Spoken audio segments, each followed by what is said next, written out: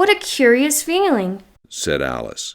I must be shutting up like a telescope. And so it was indeed. She was now only 10 inches high, and her face brightened up at the thought that she was now the right size for going through the little door into that lovely garden.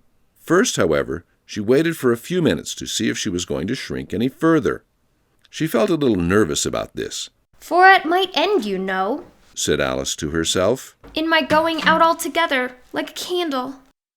I wonder what I should be like then. And she tried to fancy what the flame of a candle is like after the candle is blown out, for she could not remember ever having seen such a thing.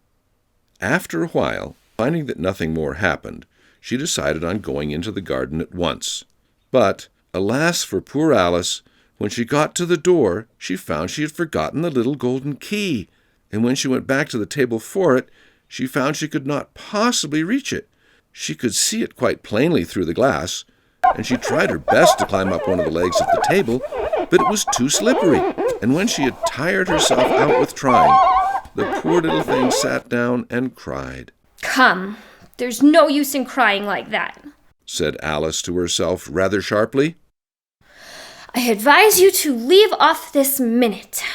She generally gave herself very good advice, though she very seldom followed it, and sometimes she scolded herself so severely as to bring tears into her eyes. And once she remembered trying to box her own ears for having cheated herself in a game of croquet she was playing against herself. For this curious child was very fond of pretending to be two people. But it's no use now, thought poor Alice, to pretend to be two people. Why, there's hardly enough of me left to make one respectable person. Soon her eye fell on a little glass box that was lying under the table. She opened it and found in it a very small cake, on which the words "Eat me" were beautifully marked in currants. Well, I'll eat it, said Alice. And if it makes me grow larger, I can reach the key.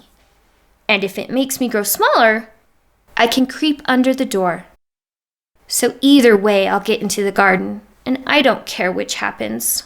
She ate a little bit and said anxiously to herself, Which way, which way? Holding her hand on the top of her head to feel which way it was growing. And she was quite surprised to find that she remained the same size.